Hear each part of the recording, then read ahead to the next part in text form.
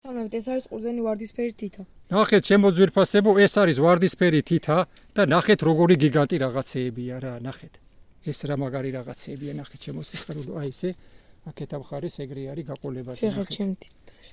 აბა გაიხედე რა არის, ვარდისფერი თითა. აი კაც შიგრიდანაც არის ჩემო სიხარულო და აბა როგორია მოგწონს ჩვენი ნაშრომი ჩემო კარგო. კარგად ამყავდით ჩემო ძვირფასებო, დიდი მადლობა ჩვენ გამამწერებს.